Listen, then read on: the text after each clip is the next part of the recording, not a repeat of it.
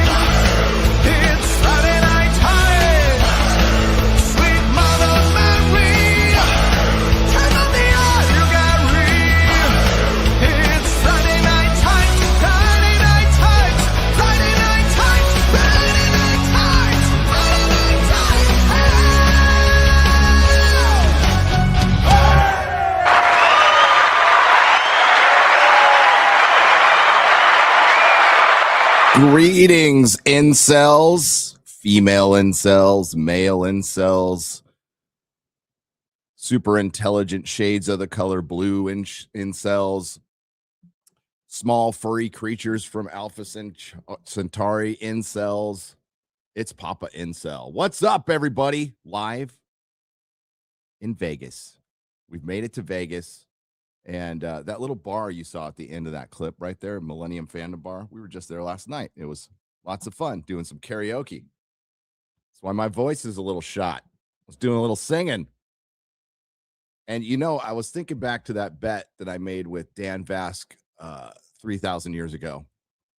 I was there, Gandalf, 3,000 years ago. And if I had lost, I was supposed to sing a Bon Jovi song. I'm so glad I didn't lose that bet. I am so glad. But welcome, everybody. Welcome, Eric. What's up, Eric? He's in Vegas, too. Lady Aaron D. We also have Philip Cast, Burton Berger, English Batchers, Master Austin. Andrew, thank you for the super chat. Thursday afternoon briefs. That's not that bad, really. That's actually a good title. I was not singing with Ryan. Ryan sang too, and he killed it. He was great. He was great. Luck-filled. Eggrids, David, Gamma Girl, Hertz Donut, Josh Cass, Carried, Coopster. The chat, I'm on my laptop, so the chat's very small. So I'm like, oh my God, can I even read any of this? Jim from San Diego, like Eggo waffles. Eggo waffles are rad. I wish I could still eat those. Razor Burn, the General JC, Aaron, Psychotic Mongoose. What's up, everybody? Yeah, this is impromptu. We got a couple things to go over. I'll be real. And I know some people are sick of it, and bless your heart, I completely agree with you. But we're going to talk about George R. R. Martin. We're going to talk about, he made a statement that was, it was really sad. It was really sad. And we're going to discuss, I think, even the most ardent of holdouts for the Wins a Winner is still going to come out. I think they just got their confirmation that it's not. It's just not. And at this point, and I've said it for years, it's fine. It doesn't have to come out. But I think there is one single thing that George owes the fans that would set him free. That would absolutely set him free. But it's over. It's over. Hopefully you get that next Dunkin' egg. But we'll talk about it when we get to the article, because he finally made a blog post. It's over. It's George over. It's George over. And you're all, chat's like, no, it's not fine. It's not fine. Let's see how much Spider-Man has made. We will check that too. I'm guessing it's a lot. It hit 1 billion by Monday. A lot of people like it. A lot of people don't like it. Mahler put out a funny ass video. So it's at 1.2 billion right now. We'll go to the article and find out the update. My favorite part is everybody, like, love it or hate it, everybody's jumping on that. It really embarrasses the shit out of the DCU wagon, which I am for. See, it's still bringing people together. It's still bringing people together.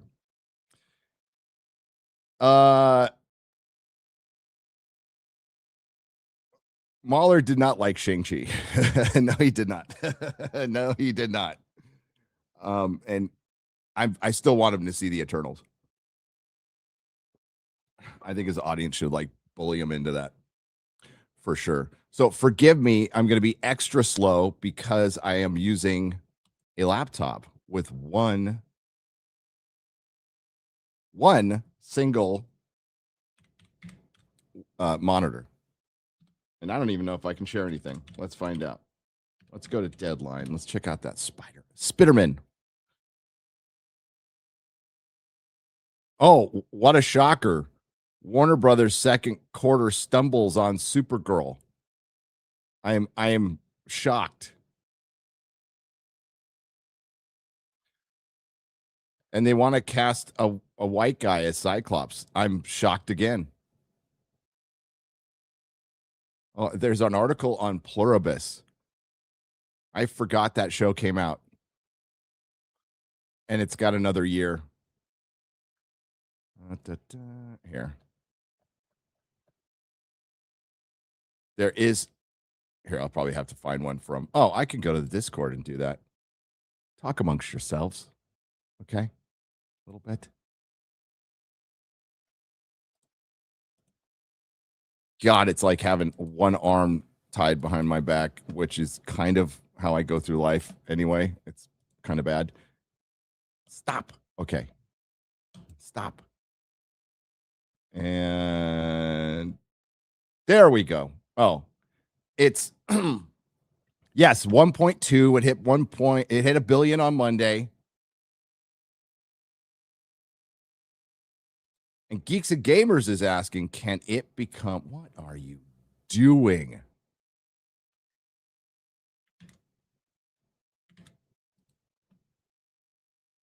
This is what happens when I don't use a laptop for like 2 years.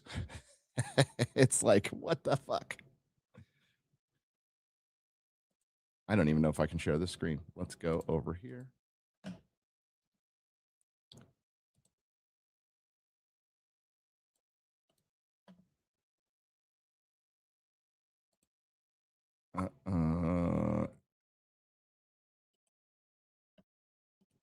Oh, I can. How exciting. Geeksandgamers.com. Written by Marvin. What up, Marvin? Why aren't you here, Marvin? What the fuck's wrong with you? Oh, look at that pretty AF-15 homage that, again, whether you loved or hate the movie, knocked up the percentages of the value of this book. If you own one, 10%, maybe 15. 1 week into its theatrical run, Spider-Man Brand New Day has already rewritten the record books. The latest Marvel Sony. Don't you think it should be Sony Marvel? Because we do Disney Marvel. Marvin, I'm just, not editing your work, but a little bit. I'm editing your work. Disney Marvel, Sony Marvel. Let's get some uniformity going, okay? Collaboration has amassed an astonishing $1.1, now $1.2 billion worldwide after just 7 days in the theater, making it the highest grossing film of 2026 and one of the fastest movies in history to cross $1 billion mark. Now, inflation, bro. We have to talk about it's not really the fastest. Ticket prices are more expensive, but it's not in IMAX yet. I think it is tomorrow. But there are a lot of factors. Tickets sold, and it has sold a lot of tickets. I think AMC reported just AMC sold 10 million. But if you compare that to number of, oh God, what was the, here, I'm going to look it up real quick. Number of tickets sold for Gone with the Wind. How many with the Wind?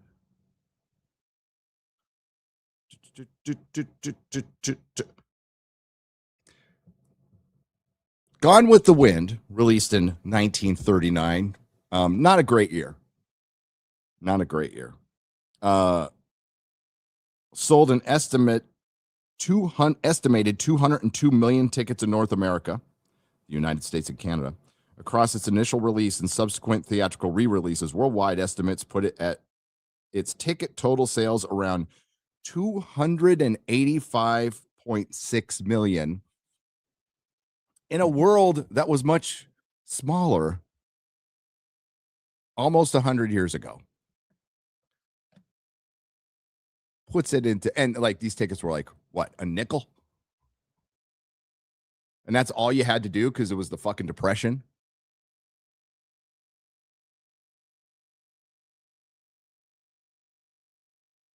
Good thing they made alcohol legal again, just in time for everybody to be really fucking depressed in this era called the Depression.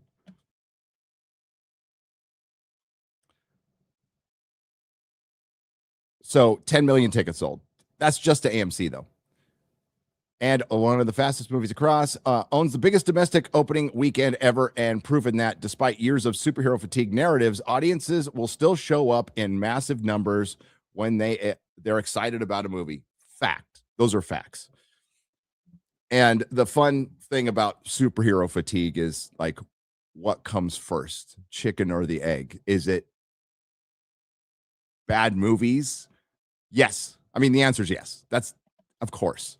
But if you want to sit there and get into the nuances of it, superhero fatigue is lack of interest in what would be, it would really be applicable if it was something like genuinely good came out and people didn't go and see it because they're just tired of superheroes, right? I'd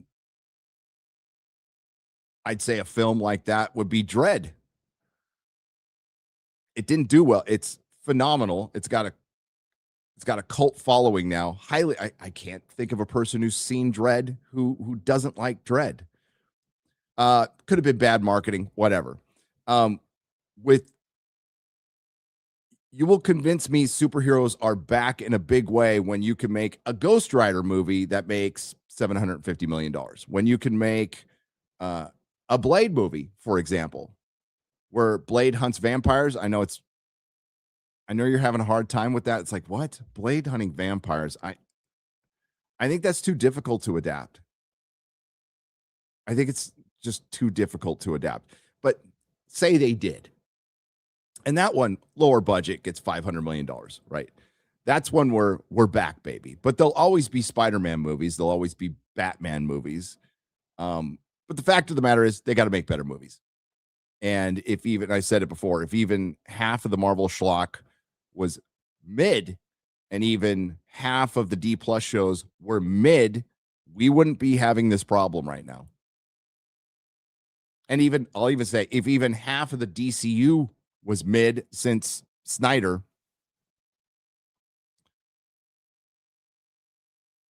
go back and look at what Suicide Squad made. Look at what Batman versus Superman made. You guys know the arguments. They would die for those numbers right now. So Spider-Man being the highest grossing movie of all time, I don't think it's going to hit 2.9 billion. I just don't. I don't think it's going to hit 2.7 billion. I think 2 billion, maybe. But, I look at these movies and these highest grossing movies, and I remember a time where the highest grossing movie of all time would be oh yeah, of course. Gone with the Wind, Star Wars, even Titanic. But now we have Avatar, which is shit. Endgame, pretty shitty movie. It's got moments, but pretty shitty movie. Probably say Spider-Man Brand New Day is the best of the lot, but I wouldn't put it in top 3 movies of all time. That'd be a little crazy. The importance of week 2. I think it has superhero movies generally have a pretty big drop. I think it has a Far From Home. Correct me if I'm wrong. Its drop was in the high 60s. I think even No Way Home had a huge second week drop, but great legs, but not like a woman, great legs. You know what I mean? So for Spider-Man, however, the size of the drop may matter less than people think. And Brand New Day falls around 40 to 50% domestically. That would actually be an exceptional hold for a movie opening this large. Yeah, so what's unusual is Obsession didn't drop. It went up its second weekend. It went up. The Odyssey's hold was insane. I think Barbie's hold was insane. So was Oppenheimer. These are rarities when people are actually excited about a movie. Honestly, though, I don't think it's going to be the highest grossing movie of all time. I don't. I think it's going to make a lot of money. I don't think it's going to make it to 2 point. Good Lord. Avatar made almost $3 billion. If you want to start wondering what's wrong with the world, you go back to the year of our Lord, 2008, when CERN went into operation, the Large Hadron Collider, which takes particles. It's a big circle. It's miles in circumference, and they take little particles and they throw them at each other at the speed of light. How do they see them? How do they know? I don't know. But they do this so they can, basically get into the secret sauce of the universe, start, understanding the universe more with their physics. And they make things like micro black holes. I don't think that's a really good idea. I remember an Art Bell interview with Michio Kaku where he was pressing him to say, because he was going, isn't making a micro black hole kind of dangerous? Couldn't it suck all of reality into this hole and become a bigger one? And Michio Kaku couldn't say no. he kept saying, oh, well, it's almost impossible, highly unlikely, saying things like that. But he would, and Art Bell finally got him to say, no, it's possible. It's minute, but it's possible. I think it happened. I think we got sucked through a micro black hole into the retardiverse. And that's where we've been ever since. So props to Matt Walsh for identifying 2008 as the year pop culture ended. I would argue there's some stuff after that that was good, but that's the year CERN turned on.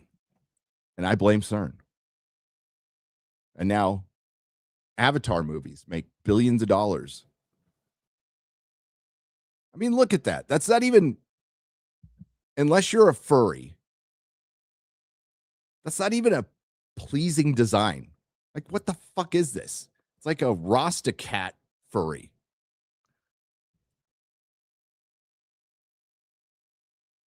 And you know what? I complain about the white wigs on the Valerians on House of the Dragon, but look at this white boy rocking not just white boy dreads, like brother dreads.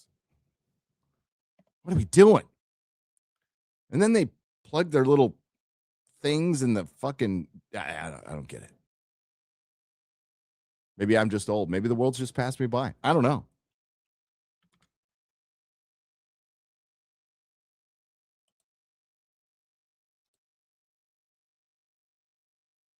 Yeah, there's white boy dreads and then there's brother dreads. Now, remember that it happened at San Francisco State. And this was in 2015 or 16, that viral video of that girl going off on that kid for having dreads. White people had dreads. Vikings had dreads. Just want to point that out. Yes, dreads are gross because it requires you not washing your hair.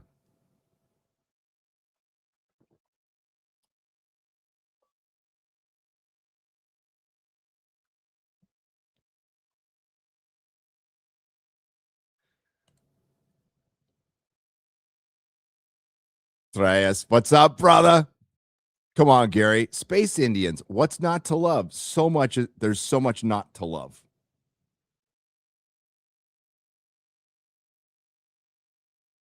What's the Remain trailer? Oh, man, San Francisco State. I actually have a piece of paper from San Francisco State. I earned a piece of paper. I earned a piece of paper from San Francisco State. Not my proudest moment. You the man. You the man. All right, I got to find this George R. R. Martin thing. Give me just a second. Hell, go to geeksandgamers.com, read the rest of the article by Marvin. Anya Taylor-Joy, David Zaslav. Where was it? I guess I can just go to Not a Blog. One moment.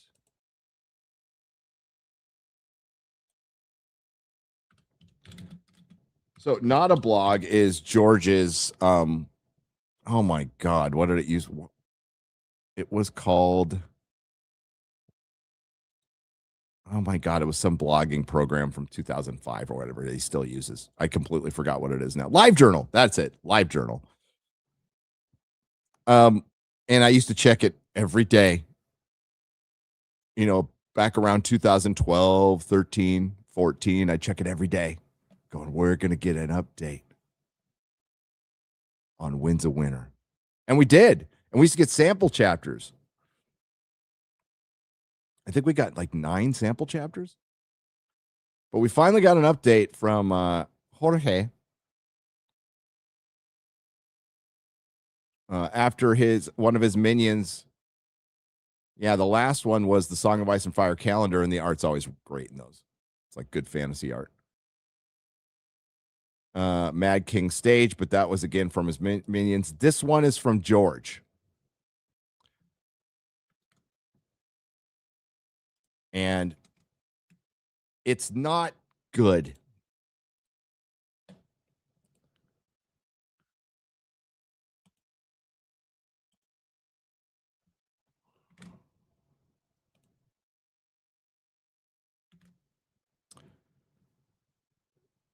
George R.R. Martin. He even stole Tolkien's R.R. That epic rap battle's my favorite. I watch it often because it's true. Better late than never. Oh my God. He is, I don't know if he's aware like how much that's going to trigger the A Song of Ice and Fire community. Remember Me. This is from August 3rd. So that is 4 days ago, 3 days ago. Remember Me. It's been a while, I know. My last blog post went up here on February 19th. The posts that's come after were made by my mighty minions. I am lucky enough to have a great staff of assistants, though even with their help, I kept falling further and further behind. Yes, when I met him, he had 9 people around him. Nine. And the thing is, you can't blame them. When all the work comes from one person and it's not actually a network, everybody's reliant on George to produce. Garrett can identify. Sometimes he's itching to go on a video and it's like, I got nothing right now. I got nothing. But let's check. We haven't done the check yet. I will check right now. How many days has it been since July 12th, 2011? And I've typed this into Google so much, I just put how many, and it just populates it for me. And the answer is 5,504 days. We have just passed the 30th anniversary of A Song of Ice and Fire, where the bulk of it was created in the first 15 years. In the last 15 years, where the bulk of it was created the equal amount of time, he has produced basically some Wikipedia articles, talked about writing some chapters, written a video game, helped develop a series. No, helped develop multiple series, helped develop a play, but not written The Winds of Winter. And now he's writing a Dunk and Egg book, a 4th Dunk and Egg book, because he feels if he can get those next couple of Dunk and Egg books done, and Fire and Blood Part 2, which is going to be called Blood and Fire, get it? Then he'll be able to finish Winds of Winter. That's not going to happen. This year has been stressful, to say the least. So much has been happening. It's been overwhelming. Some great things, exciting things, dreams come true, but there have been nightmares too. I have lost friends, battled sadness and depression. The worst may be yet to come. I turned 77 last September. We're almost at September, by the way. So maybe this is how his, like, September was just a couple of months ago. No, it's actually a year ago at this point. And I tell you, getting old is no fun, but there have been some amazing times as well. I suppose that's just life. Of course, I knew that. If you've read my stories, you know that. So much to post. I will try to catch up on some, and my minions will help, but my posts are likely to be short and rushed. One highlight, you may already know, Emmy finalists for the 2026 have been announced, and the Night of the Seven Kingdoms nabbed 9 nominations. Yes, 9! I think he meant to say hot damn, including the big one, Best Drama. And good for Night of the Seven Kingdoms. Love that show.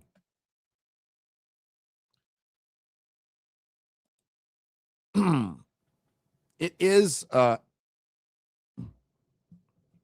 listen, I want to go in pretty hard on them, but when you hear the word depression come up, I don't know, maybe I'm a big fucking softy. As somebody who's dealt with that, and I'm sure many of you have, I have great sympathy for that, and that's probably that's most likely What's contributed to not being able to finish? I think it's lack of interest. I think the show actually ultimately ruined any chance of A Song of Ice and Fire ever finishing. It distracted George. Imagine if there wasn't a Game of Thrones show. He would have been done. He'd have been done. Lesson here, don't start a series on an unfinished book series. But man, HBO continues to do it, and they reap rewards until the end. We're seeing House of the Dragon go down not as bad as Game of Thrones season 8, because I don't think it ever reached the heights of Game of Thrones. No, it didn't, for sure. But it's going down. It's going down not very well, to the point where I think most of us are watching it because we started it and we're going to see it through. But as far as like full investment in the show, it's kind of gone for me. And I want to warn people about Night of the Seven Kingdoms season 2. It's a good story that I like, but I don't know if it's going to have the mass appeal that the first season had. That being said, the show's happened. George found great success and great wealth later in life. And George clearly has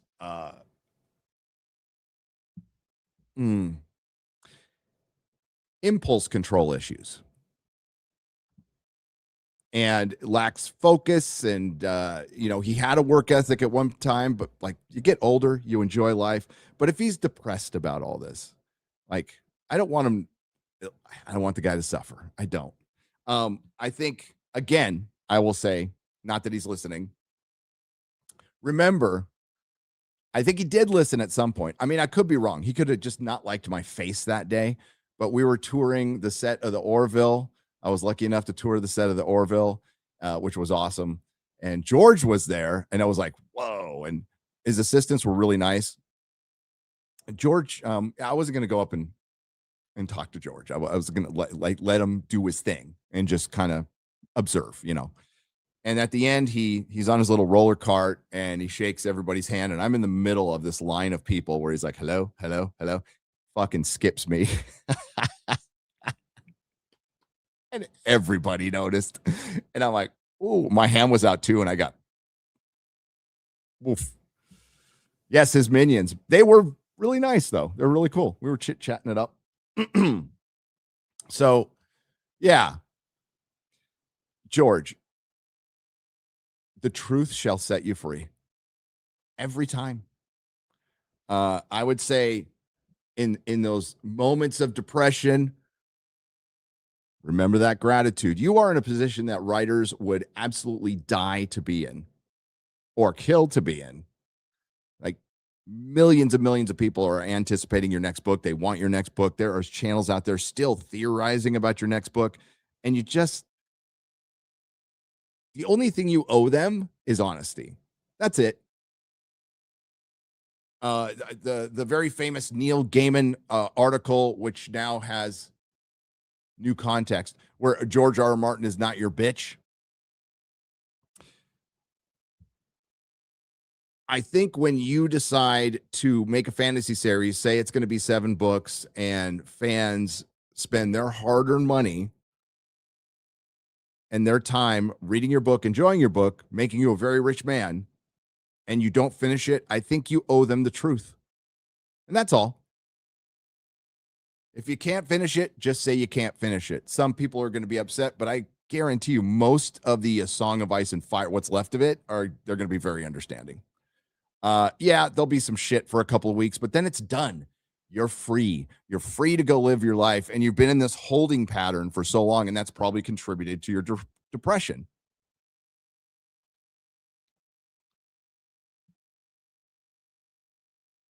So, again, for the, 20th time that for the last few years, I've said, just tell them the truth. That's all you need to do. I don't think any fan would have a problem if you hired somebody to finish the book. Maybe a couple, but what it's gonna be is the great unfinished series. Oh God, I'm gonna look it up real quick.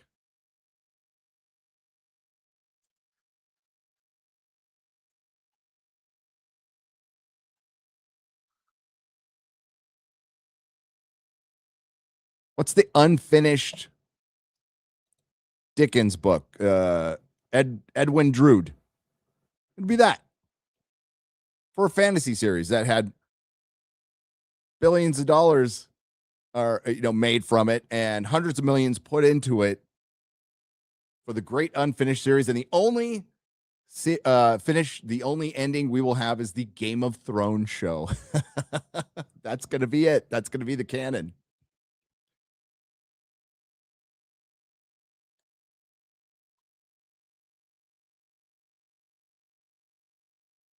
Yes. I mean, let's not compare Charles Dickens to George R. Martin. Charles Dickens finished many stories. Many stories. And let's not compare him to Tolkien either, when George himself said, well, Tolkien didn't finish his life's work, the Silmarillion. I'm like, stop. He finished the story. We have a Hobbit. We have Lord of the Rings. There's an end to that story. Somehow the Dothraki returned. But that, and you could see his absence from House of the Dragon is very noticeable. So on some days I'm inclined to go, okay, I get what George is saying. But then on some days, I kind of sympathize with Ryan Kindle when Ryan Kinnell pointed out that he was probably waiting for some notes from George R. R. Martin that were late, and they had filming scheduled and they had to get going, so they had to move. And maybe Ryan Kindle went, hey, I'm having a hard time making Nettles work in this show. Could you help me? And George goes, yes, don't do anything until you get my notes. And this is all hypothetical. And Ryan's waiting and waiting and waiting and never gets them. And now the theories are going to get so fucking crazy. I was just listening to one this morning from Michael Talks About Stuff where, okay, follow me on this one. Leaf, a child of the forest, Leaf, is not only, Leaf is Nettles, the ghost of High Heart, and Old Nan. They're getting crazy. And he actually thinks there's a reference to Sheep Stealer in a Summer Vision in a Clash of Kings. That when Old Nan disappeared, she actually jumped on Sheep Stealer because she's actually Nettles and flew back to the Vale. And I'm like, oh, the theories are gonna get fucking crazier, and maybe that's what it'll be. Because Leaf, in a line, the child of the forest, when she was talking to Bran, she said, I walked Westeros basically hidden as a human for 200 years. So now everybody, every old wood witch, Maggie the Frog, Leaf. Goes to High Heart, Leaf.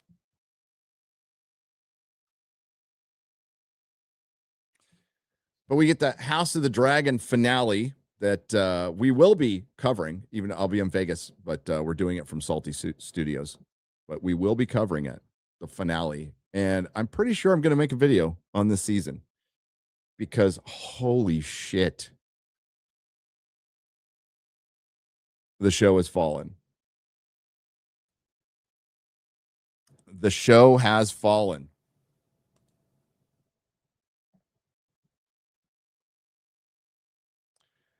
So X-Ray loved the end of Stargate season 1.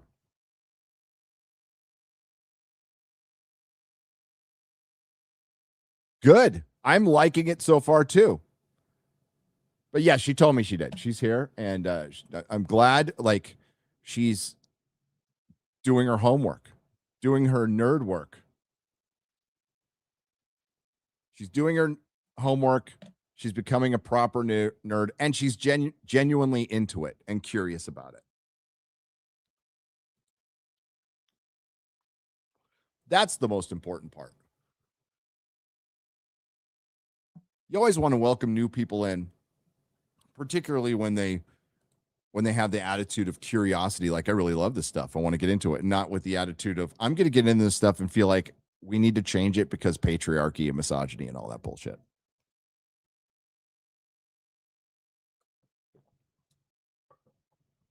But she doesn't see it as, X-Ray Girl doesn't see it as a job, as an obligation. This is stuff that this is something she did on her own.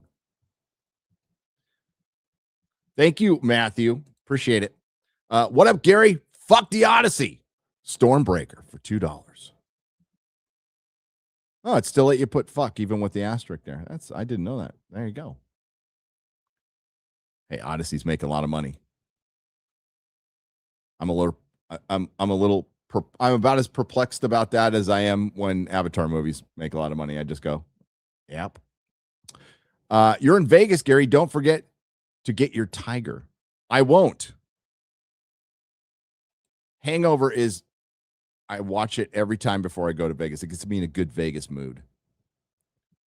A good Todd Phillips movie with a great opening song by Danzig. Somebody get these beggars out of here. It did give us that beautiful meme. Thursday afternoon briefs. I think that's pretty good. I think that's actually pretty good. I'm on West Coast time. Honestly, I got up hour and a half ago because we went pretty late last night. Had to scoop up some people. Did you get my super chat on the square up from FNT Brother Kuror the 9th? I honestly can't remember. I can try to look, brother. I could try to look. If I don't know if Steph's out there. X-Ray Girl's busy.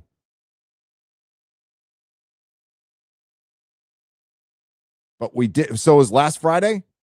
We did them all. I'll have to double check, brother Crew. Thank you for the 2 Canadian pesos. Hale, glad you made it to Sin City safely. Yeah. Demi Moore's Tapeworm. It was a hell of a drive. It was a nice drive across the beautiful Southwest. And apparently there was this huge dust storm that we were just behind. So we didn't get to experience it. I've driven through a dust storm before. They're horrible. If you drive through New Mexico, anybody who's driven through New Mexico on Interstate 10 going west or east, you'll see these signs that say dust storms may exist. It's such a weird way of saying it. And they do, and they're horrible. You should not drive through them. But it was dusty. We saw that, like, the aftermath of it. I had to run before I sang. Sure, Eric. But I did install the cabinet last night. That's good. Thank you, Eric. Thank you for the $5. When I think of Spider-Man Brand New Day did to Gene, I think the line from Gladiator. LOL, how they massacred my boy. Godfather. Why did I say Gladiator? It says Godfather because I can't read. Look at how they massacred your girl. Your girl. Yeah, they're going to have some explaining to do. Like in the beginning of the X-Men movie, they're going to have her locked up. And then she has to willingly go in. She has to willingly go in, understand the nature of her wrongs, understand that despite anybody explaining it away, entering people's minds is kind of bad against their permission. Kind of bad. Zachary Sheffield for $4.99. I don't know if the Adam Driver rumors are true, but why not bring back Fassbender as Magneto for the reboot? And for that matter, the First Class Professor X. I think they want to get away from part of the reason I heard, I don't know if this is true. Part of the reason they waited so long with X-Men is there was some holdover with the contracts of the First Class X-Men, and they had to wait until those expired. Meaning, if they put an X-Men movie into production, it had to feature some James McAvoy or Fassbender. And again, that's what I heard. I mean, it kind of makes sense. What really doesn't make sense is why they've waited this long and then didn't announce anything at Comic-Con. And when they do D23 soon, I think it's just going to be TV announcements. They'll focus on Vision Quest, I think, which is the next thing coming out. But Adam Driver as Magneto would be great. I have no problem with that. I've been to 3 screenings of Spider-Man. Something I noticed each time is that females are outnumbering the male audience by at least 3 to 1. Really? Yeah, think about my screening. It was pretty 50-50. Not that I checked the genitals of everybody in the theater, but it felt like that. Are the new Warriors or Young Avengers leading the MCU post Secret Wars? If not, will it be the new X-Men with evil Jean Grey? Can't see the FF for it. Post MCU Secret Wars. Boo, no.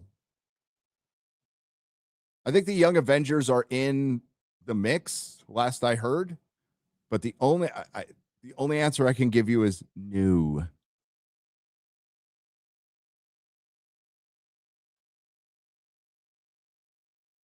There are rumors out there, and I'll just say some of them are pretty close.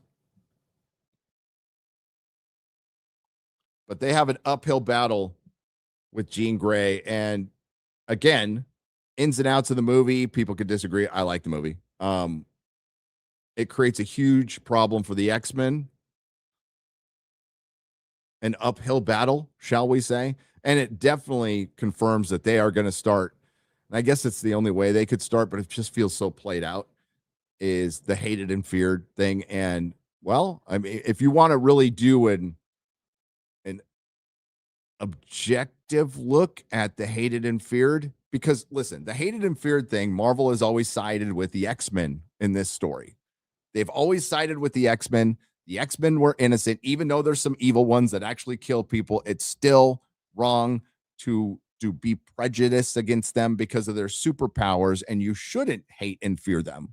Although a bunch of them have killed a bunch of people, but that's always been the point of view from most of the writers, particularly modern writers. But even Claremont, that was that point of view. If you want to take a real look at this, like, what if the X-Men actually existed in our world? You just gave humanity a real good reason to, at the very least, fear them. Because we had one little girl jump into tens of thousands of people's minds, or pause them. There's an argument on the mind wave, like, was that actually entering their mind, or is it just pausing their mind? Well, you have to enter it to pause it. So yes, you're still entering their minds to pause it. Yeah. Everybody's going to be, oh, no. This is a problem. This is a serious problem. But it's all a matter of your interpretation. I went down this huge rabbit. Give me just a second, and I'll talk about the rabbit hole I went.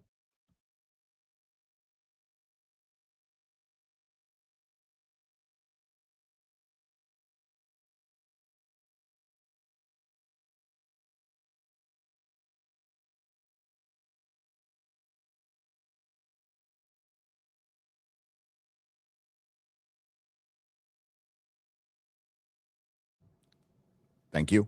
I went down a rabbit hole again because we talked about it on Friday Night Tights about the moral ambiguity, which was the term that was told to me from my former Marvel insider. He's like, yeah, what they're really trying to push is the moral ambiguity of Jean Grey and the X-Men. And that can mean a lot of things. But it got me thinking about Watchmen, not the shitty HBO series that I will be reviewing prior to Lantern. When is Lantern coming out? I got to get my ass going on that review. Holy shit. I got to start watching that horrible show again. It's around my birthday, so I got time. All right. The Watchmen comic book and the moral ambiguity of the comic book, and what Alan Moore initially set out to do with that comic book. And in the briefest summary, Alan Moore set out to put. It is the tombstone of the traditional superhero. That's what it is. But even Alan Moore said, listen, it was the tombstone for and I'm paraphrasing, the tombstone for the traditional superhero prior to Watchmen, prior, to Crisis and all that. And it was supposed to be, in his eyes, an opening to tell more complex stories, but not necessarily all grim dark. Like, he's called that out a lot. He's like, no, that wasn't your fucking blueprint. Everything, just turned into grim, dark, grim, grim, dark, and variations of dark, grim, and grim, dark. Like, a lot. And he's like, no. You're still supposed to have like some hope, some levity. The problem is sometimes a writer will put a story out and it gets studied and overstudied, and a lot of people take different things from it. But if you think about it, like particularly Alan Moore's take on Rorschach, like Rorschach is villain. He's terrible. He's an awful person. And he wrote him that way. And he says over and over, like, I made him smelly. I made him homeless. I made him lonely. I made him Steve Ditko. Not just Steve Ditko's characters, Steve Ditko. Steve Ditko was in Ayn Rand. Steve Ditko was a radical individualist. Steve Ditko was a radical libertarian, famously aloof, didn't hang out, just didn't like other people. So he made him Steve Ditko. And he was one side of, there's utilitarian, and then there's the authoritative right.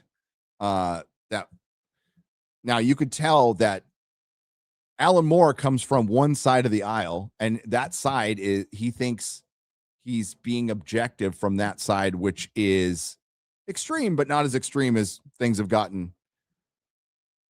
And he purposely made Rorschach this smelly, horrible person that only sees things in black and white and doesn't have any nuance. But by the end, a lot of people think that Rorschach is kind of the hero of the story. And he's like, no, but he is. Because they killed 3 million people for a piece that was never going to last. And he's like, no, I can't live with this lie. Now, Alan Moore, the writer, says the intent was that Rorschach just wanted to kill himself because he couldn't live in this world. But his journal making it out, shows, and that's moral ambiguity. That's also an open ending that you're supposed to, discuss. But Alan Moore has definitely stated his intention. Now, I think the great irony is I don't see Alan Moore any different than Steve Ditko or Rorschach on the other side. So it all depends on your perspective. It all depends on your perspective. And how this circles back to the X-Men is, I don't know if the Marvel X-Men, so far the casting's been great. Oh, by the way, some of Steve Ditko's politics made it into Spider-Man. So how do we deal with the X-Men that are dated at this point? Like, they were, they took off in the 80s, and they dealt with a lot of very timely issues in the 80s.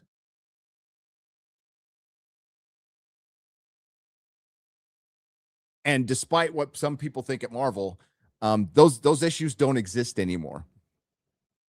They don't. It almost feels like some people from marginalized groups, particularly the political leaders, want them to still be going on, but they're not.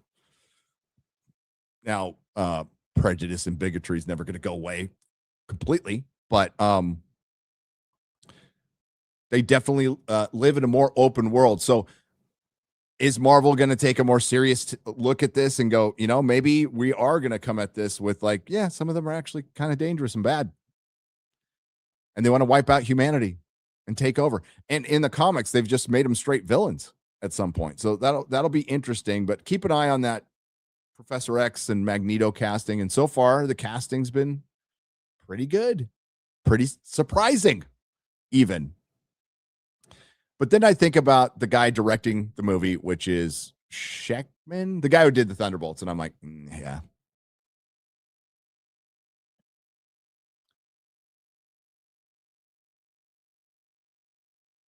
Alan Moore thinks he's a wizard too. Let's not forget that. Josh Kelsey, thank you for dropping $9.99. We appreciate it. Oh, Josh Kelsey Jr. Jr. Well, I'm not too proud to admit I was wrong about the Odyssey flopping. Oh, well, I won't even bother acquiring it and go on my happy way. That's all you need to, like, if you're wrong about something, you just go, whoops, I was wrong. Holy shit, that movie made a lot of money. It's really easy to do. It's really easy. Like, people are are scared to death of admitting they're wrong about stuff. Yeah, the Odyssey wasn't going to flop just purely on Nolan's name alone. It wasn't. Now we can debate till the end of time whether it's good or not and the qualities of the film. And I promise you that, well, I mean, the same, it's going to be Interstellar, but 100 times worse. Because there's people who they'll release Interstellar and it will fucking sell out in theaters, and they continue to do it. And there's a huge fan base for that movie. Huge. And then there's people who just go, what? And it's not an insignificant amount, right?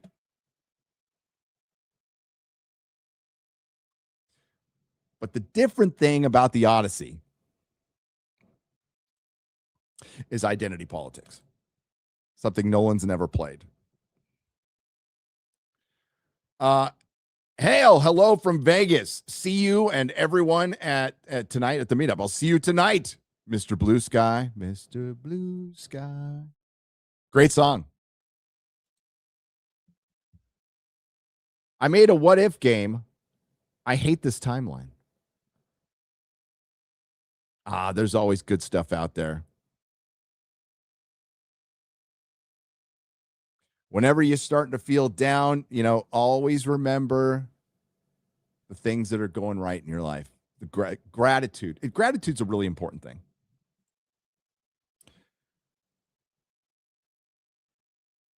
And I've seen with content creators. We'll talk about content creators. We'll just generally talk about content creators. We don't want to single anybody out. Content creators have these fucking great gigs. You get to sit in your basement and A-log, as the kids say, Hollywood or other content creators or the Democrats or the Republicans. And yeah, we won't go anything beyond that. But yes, you get to sit there and talk shit. Talk shit in a hotel in Vegas. Talk shit in your spare room at home. I get to talk shit upstairs in my spare room.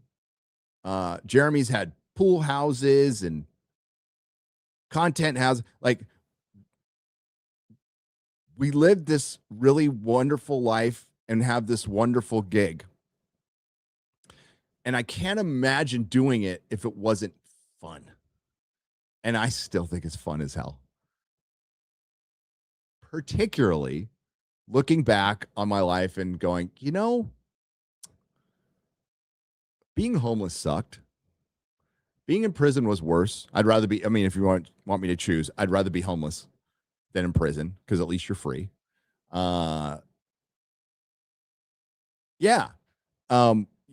Life is a grading curve, and all you have to do is, fair or not, you just go back to the worst times of your life going, yeah, it's not that bad. Actually, it's kind of great. And to get caught up in the minutia of whatever this silly little gig is, it's always good to remember, wow, people actually watch. I don't know why. People actually watch us, and we should be really fucking grateful for that.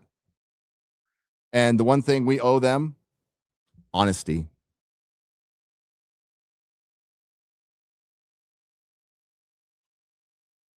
And if to content creators, if the gig is getting too hard or getting too rough, take a break. You can take a break. You can take a week off. It's not going to end the fucking world.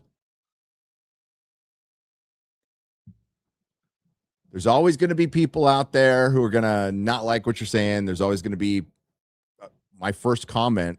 I think everybody's first comment is, you suck. Don't do this. And that's a rite of passage. You actually aren't even starting until you get the you suck. You shouldn't do this. Because it makes you think, maybe I do suck. Maybe I shouldn't do this. But I'm going to continue anyway. Something like that.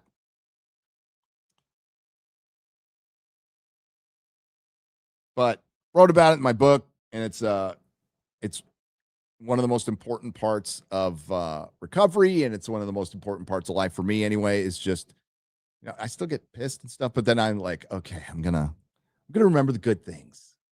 I'm gonna remember the good things. And it works. It works. Just because, man, you don't wanna do something stupid and then burn out and false flag people, and then go, man, I had this great gig and I fucked it up.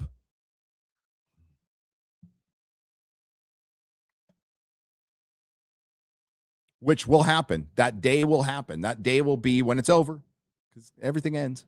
When it's over, you're looking back, you're going, man, it could have gone a couple more 3 years.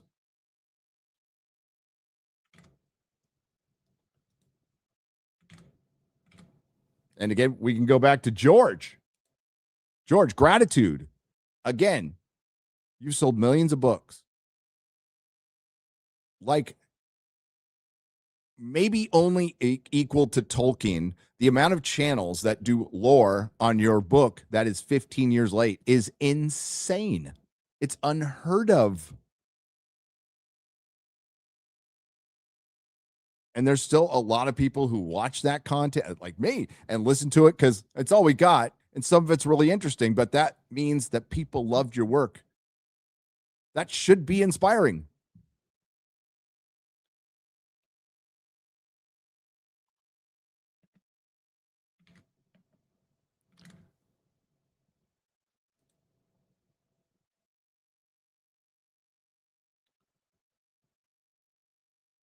But back to this. No black pilling. Black pill's a suppository. Sometimes things suck. And listen, things like Star Wars, have you black pill Star Wars, but not the whole thing. You could give up on certain things because I've been hurt too many times, or I'm just not interested. I'm really bored to death. That's absolutely legitimate. But on the whole thing,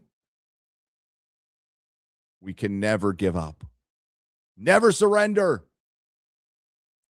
Hail, Gary, Zoomer and watcher for years. Thank you, Donnie Golden, for the $10. I think 1 billion domestic and 3 billion worldwide are both in the cards. Barbie and Deadpool and Wolverine both had 3-time multipliers and similar release windows. Oh, well, that's okay. See, that's a good point. If you, that's crazy. Maybe I'm wrong, Donnie. See, maybe I'm wrong. I've been shitty at the box office this year. But I did not say the Odyssey would flop. As a matter of fact, I said the fucking opposite in 4 videos, including one that said, will it flop with a question mark? And yeah, I bet somebody. I think it's crazy. I understand from a normie perspective when you see a movie following the pattern of all the other woke films. But you got to factor in Nolan. He is right now the Michael Jordan of Hollywood. Now, is he going into Michael Jordan Wizards phase? I don't know. We'll see. But right now, he's killing it. And his next project, whatever it is going to make a lot of money. And I'll still see it. Of course, I'll still see it. But when it comes to identity politics, he showed his cards. It's kind of crazy. Never thought I'd see that from him, but and there's other people going, I've been waiting for this. All right. I'm still a sweet summer child. It's fine. But 3-time multiplier, I did not think about that. So, Donnie, that would be like, again, I like Spider-Man Brand New Day. But it being the highest grossing movie of all time, I think actually says a lot about Hollywood.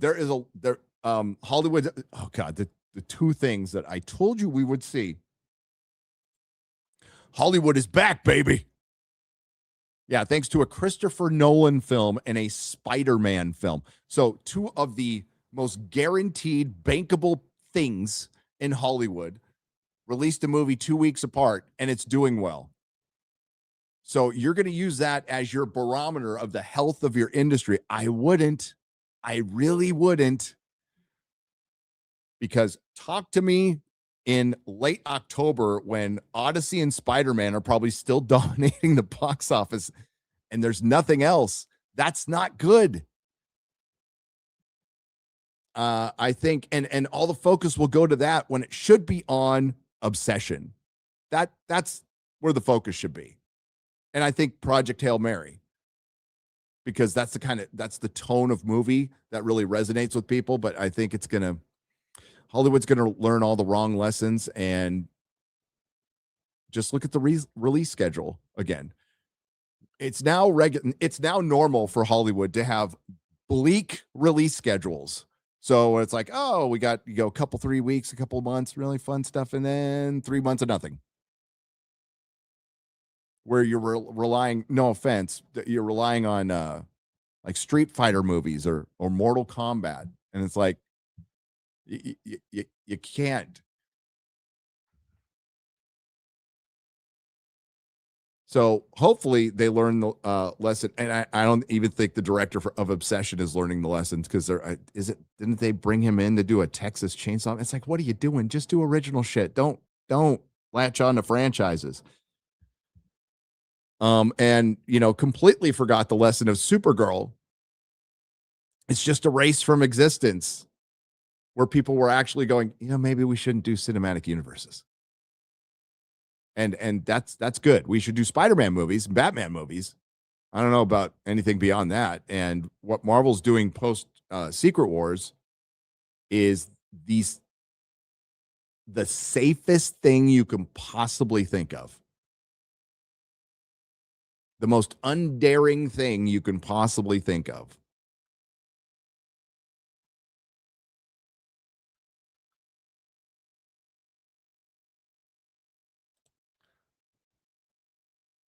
Rough Rudders for $4.99 says, flying solo. See you tonight. Still have 2 ticks. So if anyone else is solo, find me at the door. Ryan, hint, hint, and Mahler are Cylons. Okay. It's at 18 Bin. I think we should probably put this on Twitter. So the location is 18 Bin in Vegas. It's just a couple of miles, not even a mile from where I'm at. Mile and a half. In the Arts District, not far from the Millennium Fandom Bar. As a matter of fact, it's 0.4 miles from the Millennium Fandom Bar. And we have a lot of people showing up. Disbrew's here. Fake Wizard's here. Jeremy's here. Ryan's here. Steph is here. There's a lot of people. Garrett's here. A pop culture began to decline with Quesada and NYX book.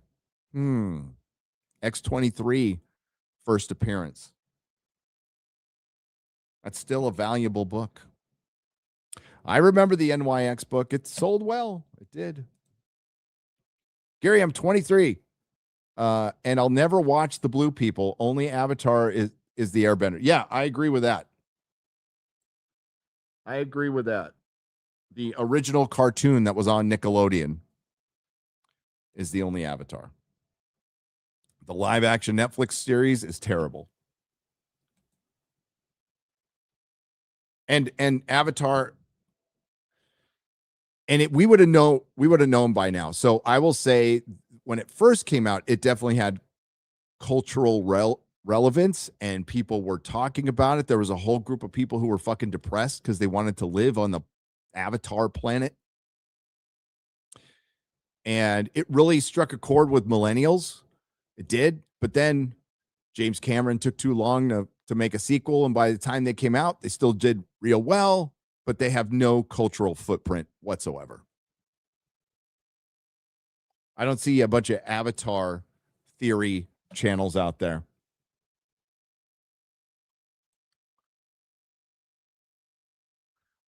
Oh, Snacks might be right here. You've just blown a hole in my theory. It wasn't CERN. Harambe was an anchor being. Fuck. Somebody needs to go back in time and save Harambe. I'm not even joking. That is not a joke. Somebody needs to go back in time and save Harambe. Oh boy, have you seen the new trailer for the Chris Hansen movie Prime Time out in September? Pattinson is reaching for an Oscar. It looks good, though. I mean, we all watched To Catch a Predator. I have seen the trailer. I am going to see it. Okay. The movie that might surprise you that I'm definitely going to review, because it looks like leftist fanfic porn, is the follow-up to The Social Network.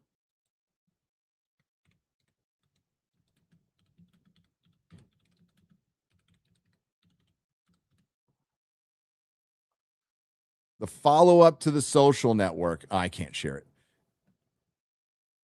The Social Reckoning. Going after Zuckerberg.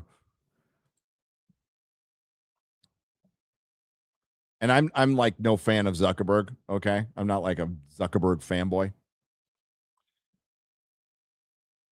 But you can see how they're gonna, and it's Aaron Sorkin. So he did the West Wing show. The West Wing show. And it definitely comes from a perspective. We'll see. And that perspective might not be wrong, but it's about what they omit. It's about what they omit. I'm all for holding politicians' feet to the fire from both sides. Don't care. I kind of want the country just to run well and for people to generally get along and people to feel safe. Both parties generally suck. But what they're going to probably omit is Facebook's manipulation of things during a certain election. And what's interesting, and I've brought this up before, is and I can't remember the name of the documentary. I never can. There's a documentary that came out on Netflix, and it definitely came from the left's perspective, but I still highly recommend you watch it once I can remember the name, because it talked about how information was being manipulated for the 2016 election. And this documentary is almost a roadmap for what happened in the 2020 election. And this is the problem in our society today, is once one side sets a precedent, the other side's going to do it. And the other side might get better at it, and vice versa. And they keep finagling things, which we start losing our faith or trust in any election, whatever party you're part of. And that's what they want. They want us. See, we end up getting screwed. We, the people, end up getting screwed while they play their little fucking games and then all go to fucking dinner with each other behind the scenes. So, God, maybe the chat remembered the name of that. It was called, what was that doc called? The Social Dilemma. Thank you. It's on Netflix. Definitely comes from one perspective. Highly recommend you watch it. And it came out right before 2020. I think it was 2019. The Social Dilemma came out. So I'm guessing that all gets left out of the Social Reckoning.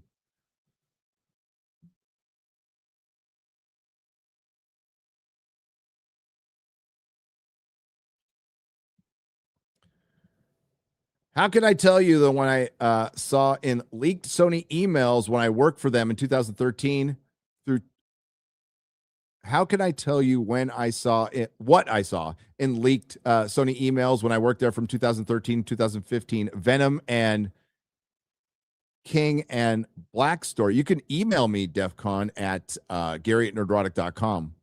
A lot of it's out there. Did you see something that wasn't out there? Midnight's Edge covered a bunch of it. We need another email leak. That was good stuff.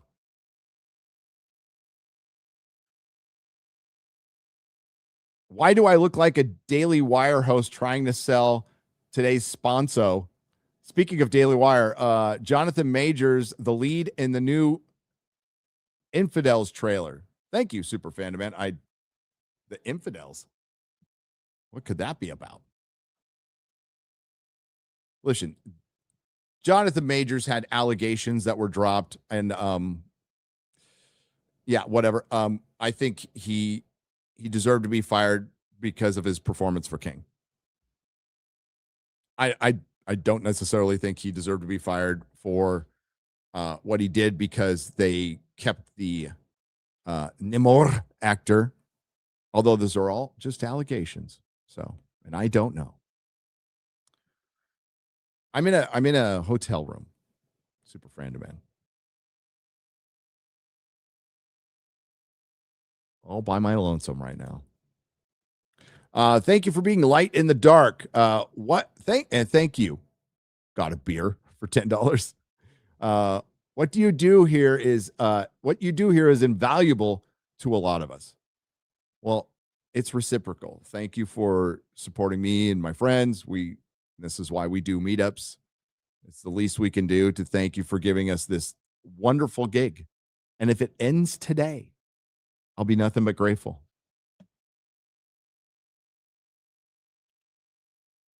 George R. R. Martin will finish a sandwich faster than he'll finish his books. This is true. That reminds me of something completely off topic, Joshua. Rob Liefeld. Let's see if I can find this tweet. Hang on.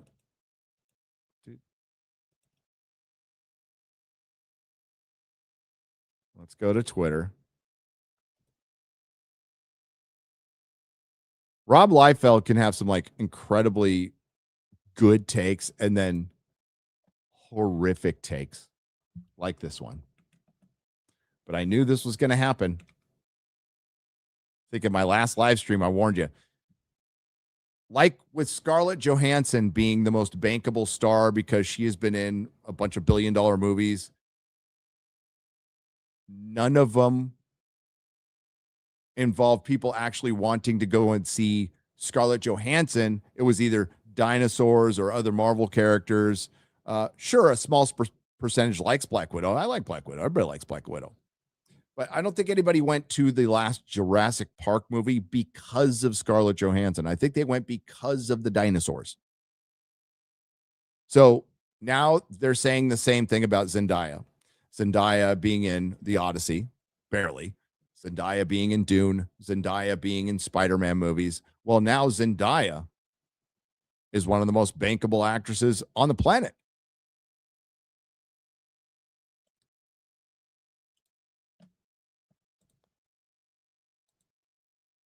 We got our boy Rob Liefeld. Unironically said this.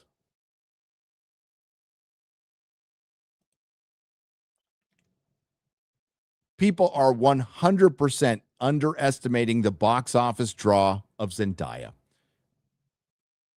She's a box office monster draw. So if you are just autistically with no nuance looking at pure numbers and somebody's name attached to movies that do numbers, I still don't see how you come up with this. Chat, did any of you go watch Spider-Man or The Odyssey or Dune 3 just because, like, was Zendaya your primary motivation for seeing these genre adaptations? Odyssey's more historical, but genre adaptations. Were you like, Zendaya's playing Athena? Fucking A. IMAX. Odyssey. Zendaya's going to be in Spider-Man. Yeah, I wasn't going to go to Spider-Man unless Zendaya was in it. And Chawnee's everybody's favorite character in the Denis Dune movies, right? Like, everybody loves her. Rob, you created Deadpool. That's an accomplishment. Created Cable. That's an accomplishment. You've accomplished great things in the comic book. You helped found Image. Great accomplishments. You could have cast an unknown soap opera actress as the real Mary Jane, and the numbers from Spider-Man Brand New Day would not have changed at all. At all. It'd still be making this much money. If you left Zendaya out, maybe it would have made a little more. Now, Zendaya has good chemistry with her husband, Tom Holland. I didn't hate her in the movie. But I don't love that. Part of the reason with Spider-Man Brand New Day, I don't like the Watts trilogy is not anything I'm connected to in any way. And I have my reasons. And those reasons are, as an adaptation of Spider-Man, it's fucking terrible. They rallied at the end, which it doesn't make the trilogy work for me. I don't like Far From Home. I just watched it again. I'm like, no, I don't like that movie. Which sucks because I like Mysterio as a bad guy. But as a comic book fan and a reader of the Spider-Man for many, many years, I just thought Marvel should be the place where they adapted him the most accurately, and they ended up adapting him the most inaccurately.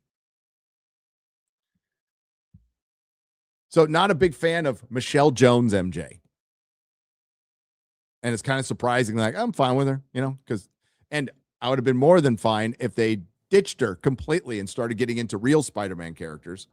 I don't know why they haven't done that. I haven't heard a good reason. Sony owns all the rights. Maybe they just don't want to be too repetitive. Maybe, yeah, I don't know. But come on, Rob. Nobody's like, did you get the tickets to that new Zendaya movie? What is it? Spider-Man. Yeah, there's a new Zendaya movie that just dropped.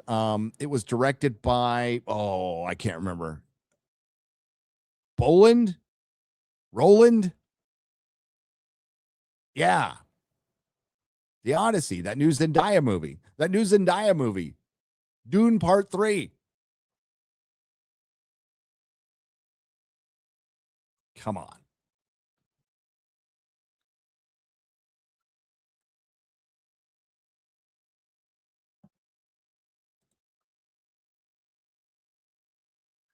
Zendaya is Zeus. She could be Zeus Daya.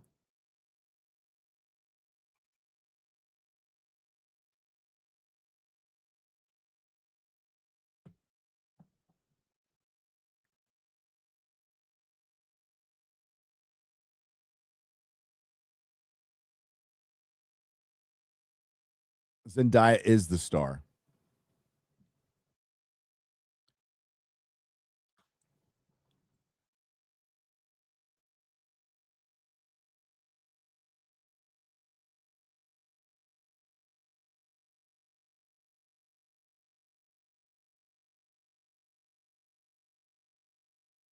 back to the people. I have to go comic shopping soon.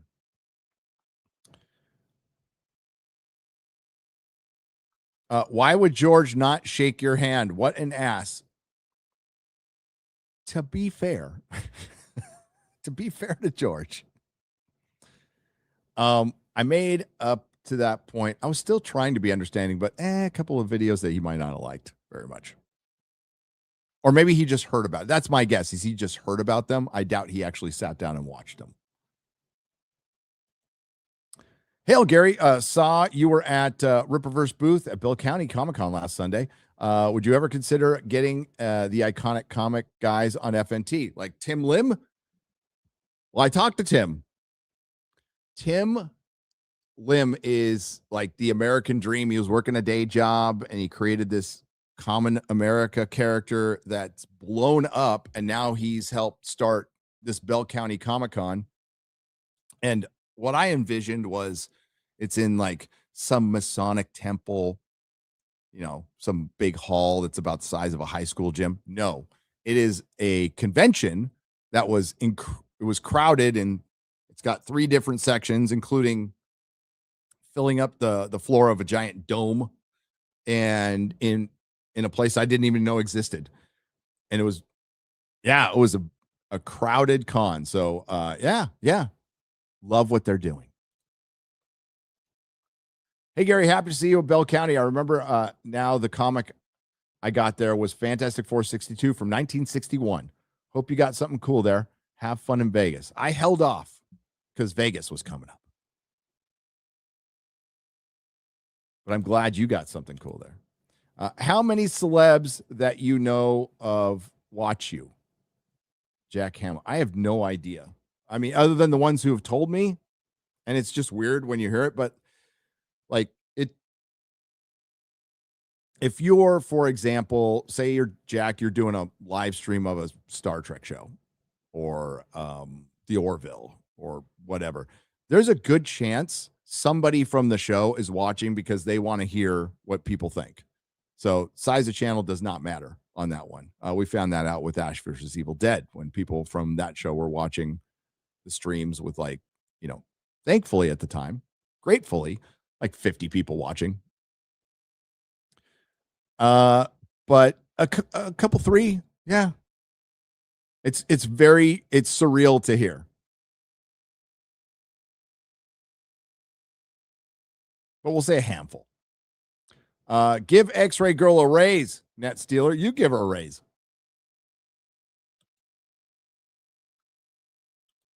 I pay my DEI hires what is required of a DEI hire. Okay. The Cyclops actor is bi, says Mad Dog. Everybody in Hollywood's a little gay.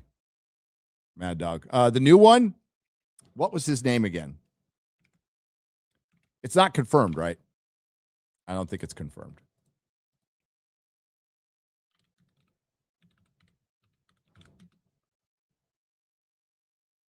Oh. I misspelled deadline. It is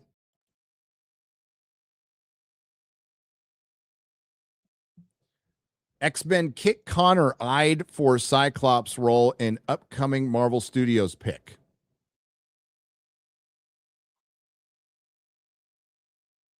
Kit Connor. It's better than the other guy. Some balding dude. Nothing against the balding dudes, but that's not Cyclops. Gary, as you can tell by my avatar, which I can kind of see. Big Thor fan here. Have you heard about Thor in Doomsday? Will he die in Doomsday and come back in Secret Wars? So, Stormbreaker. I mean, plug your ears if you don't want to hear spoilers, everybody. I'll count down. 5, 4, 3, 2, 1. Everybody dies in Doomsday, and not everybody gets brought back, but Thor will be brought back. Thor has the big battle with Doctor Doom towards the end. And then Battle world is established. Most everybody's brought back. Their memories are wiped. And so on. Best Spider-Man graphic novels. Now, Sick Ricky Bobby for $1.99. Marvel is very different from DC. DC, because they've relaunched their continuities, and like Mark Miller has said this, multiverse works for DC. It does not work for Marvel. Marvel is, up until Secret Wars, the Hickman version, was a continuous continuity that they just slightly retconned over the course of decades. They accounted for time, blah, blah, blah. Pretty much each comic was a day. That's how it averaged out. So, long story short, DC has always been better for graphic novels because they can tell stories outside of continuity because they have so many continuities. The fans, particularly the DC fans, are used to it. And you can do Elseworlds and have your graphic novels or have your graphic novel runs. One I highly recommend is Batman Nightfall. It's very cheap. They're about to do a cartoon on it, which looks really cool. Kelly Jones worked on that. Hail Kelly Jones. With Spider-Man, it's more about issue runs within his broader run of the Amazing Spider-Man, Spectacular Spider-Man. And I heard Az talking about this. And with Az, I am a floppy supremacist. I am not a fan of graphic novels. But if you want a true graphic novel, Slick Ricky Bobby, that I think is wonderful. It was a Marvel graphic novel. Can't remember the number. I used to know it off the top of my head, but I'm getting older now and I'm just forgetting shit. Spider-Man Hooky. Art by Bernie Wrightson. It's fucking great. Spider-Man Hooky. You can also get the collections, of course, Kraven's Last Hunt. Now, if you haven't read any Spider-Man before that requires some buildup because I don't think it'll be that impactful if you don't know anything about Kraven as a villain, blah, blah, blah. And one that a lot of Spider-Man fans hate because they feel like it's kind of a ripoff of Kraven's Last Hunt, which I wouldn't disagree. But Torment, I love Torment as well.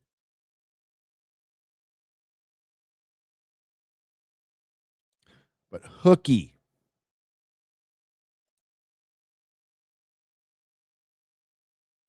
Back in Black is an amazing story. And the amazing thing about that, aside from the fact that it's an amazing Spider-Man, is it precedes the worst story ever written. So yeah, Back in Black. I'd recommend Back in Black. Oh, Sin Eater. We can go all the way back to the death of Jean DeWolf.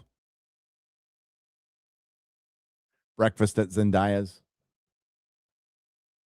Zendaya and the Art of Motorcycle. Oh, you guys are just going off. Zendaya's at everything now. It's graphic novel 22. You fucking nerd. Attaboy.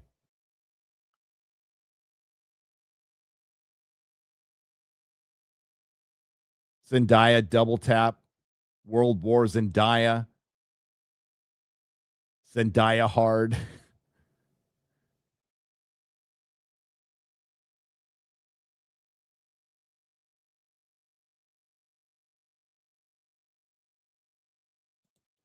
I mean, it's true. Celso, I prefer the floppies.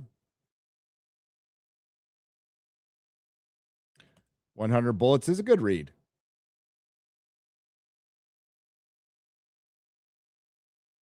I doubt it.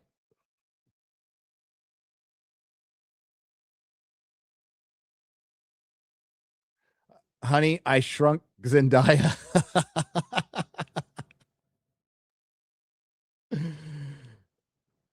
Yes, floppies with the original, because some of the color, because they put it on a better stock of paper, the color just doesn't transfer as well as it did when it was on pulp.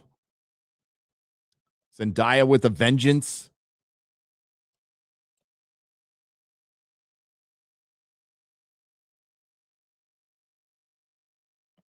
The Importance of Being Zendaya. I'm going to do it now too. Meet the Zendayas, the good, the bad, and the Zendayas.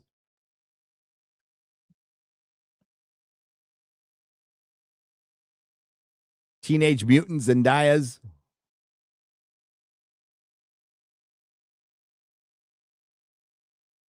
Driving Miss Zendaya. Dude, she's Hollywood now. It's all Zendaya and Pedro Pascal. Ford versus Zendaya.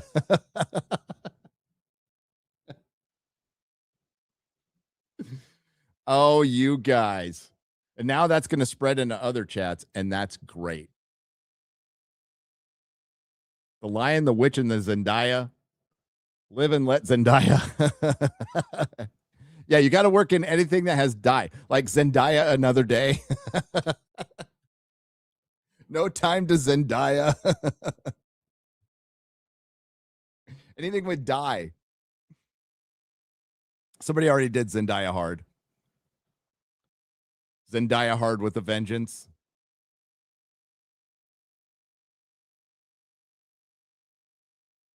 Oh my God, Zendaya do? That was good.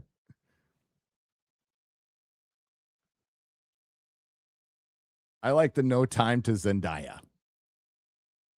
To live in Zendaya in LA, yes.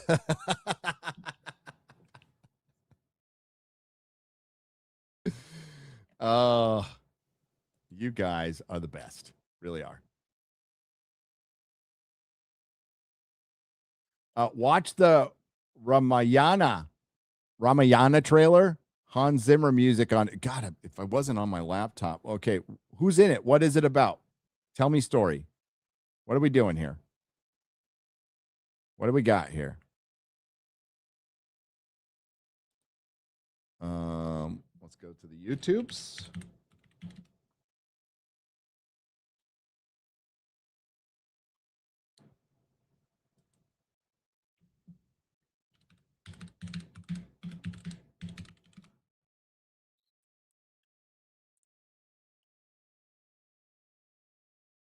Oh, it's like some Indian movie.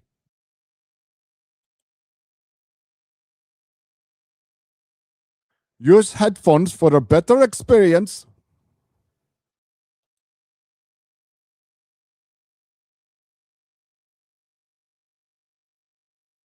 Okay, let me know if any of this. Oh, it's three. We're gonna watch a minute of it. Okay, I can't. It's a 4-minute trailer for F's sake.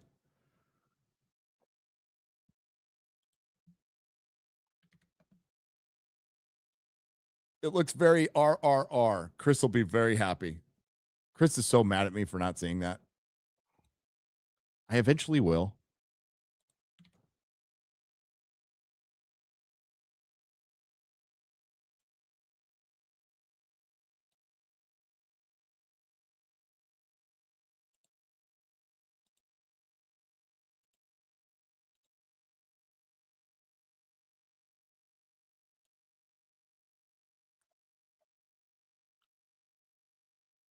I can't. I can't. I need another monitor.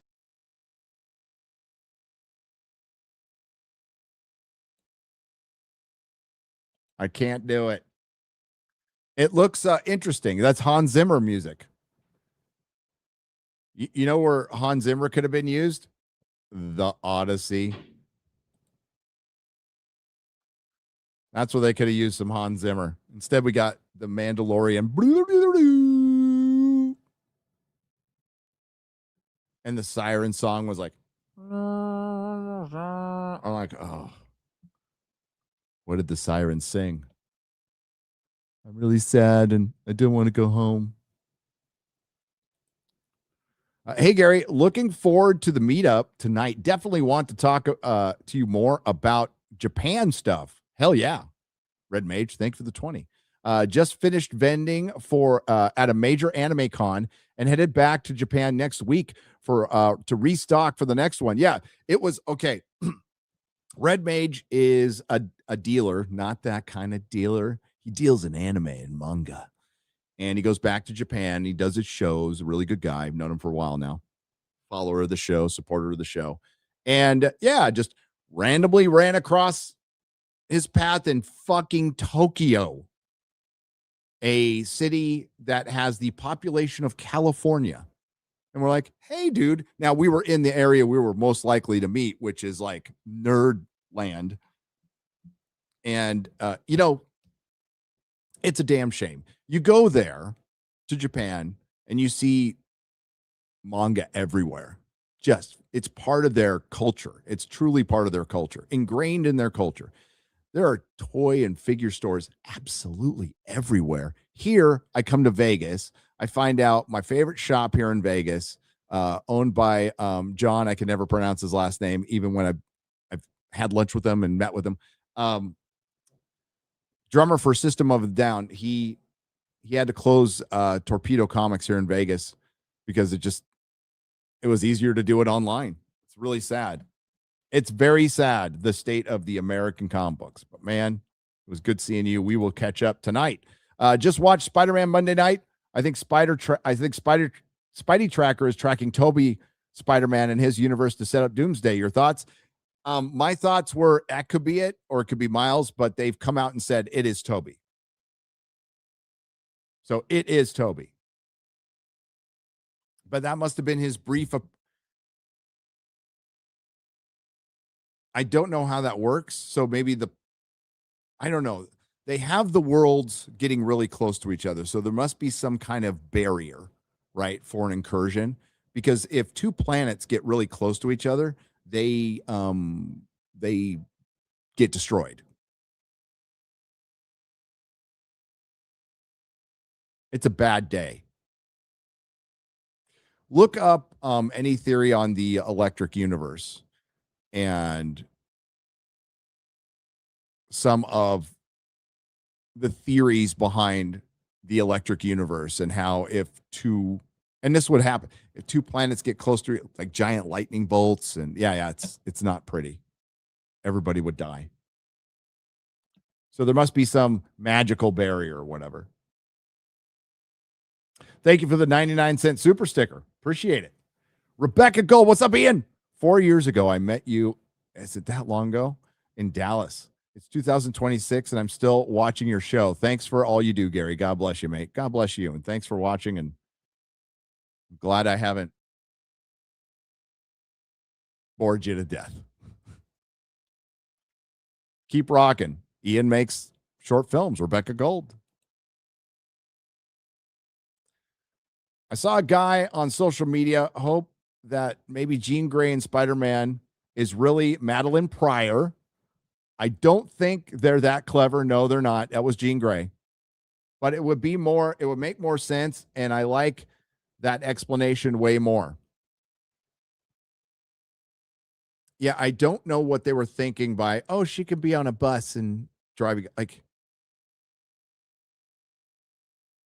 I would have liked the movie so much more if they had if she's like goes in willingly.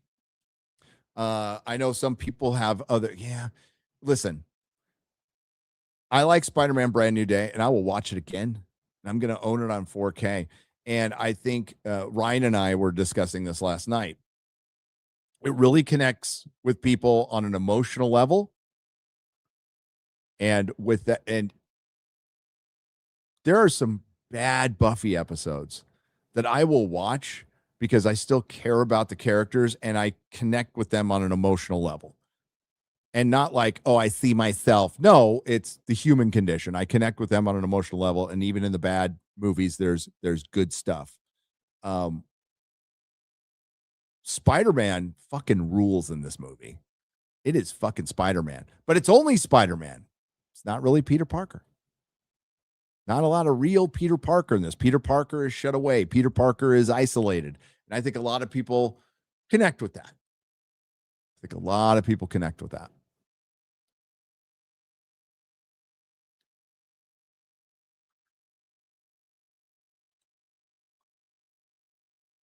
I come for the honesty. I stay for the returds. Oh yeah, we're retarded and retarded. Always appreciate your stream. Spider-Man was great. Glad you enjoyed it. But yes, I did watch Mahler's video, and entertaining as hell. Mahler is a master. Okay. And I love him to pieces, my little Molly. I told him so.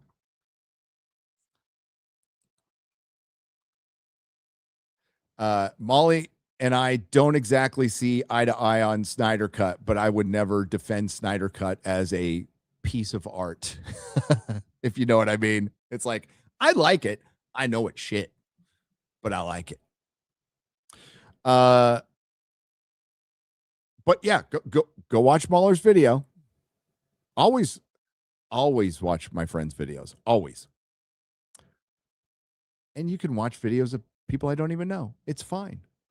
Like I said, Gary, you're fighting back the DEI and LGBTQ, and Hollywood hates you for that. Plus, your group are the few that call this shit out. And Dark Zero, yes. And I mean, I don't want to speak for everybody. But the reason I call it out, the primary reason, it's not like I hate gay people, because I don't,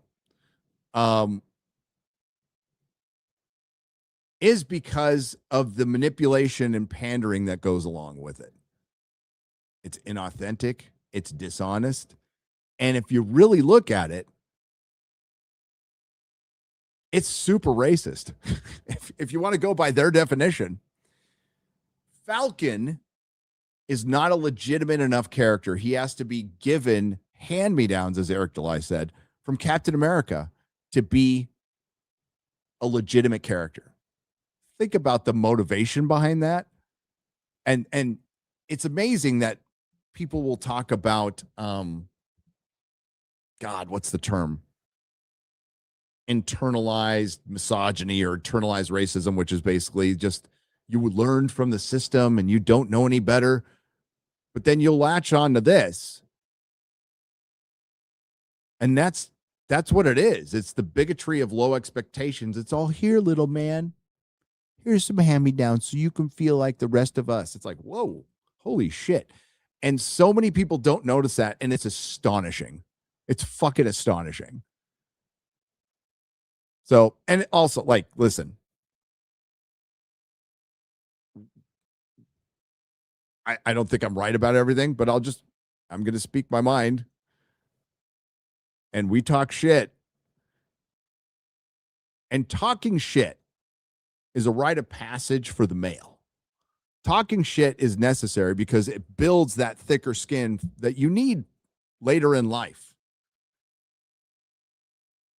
And to not worry about pejoratives being launched at you or you being called names, because it's, for one, if it comes from somebody you don't respect, who gives a shit?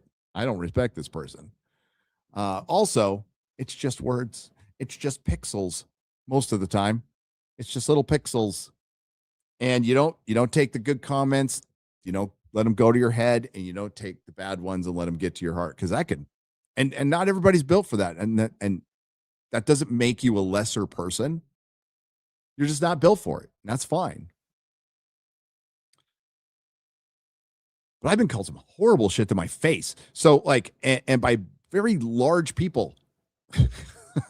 So it's like, I see something on the internet. It's like, But the great thing is that a conversation is now being had within the halls of Hollywood, not enough, where people are, maybe that is racist. Maybe we are pandering. Maybe we should just tell good stories. Now, it's a long way off from being fixed, but I think we're seeing some correction. I don't know.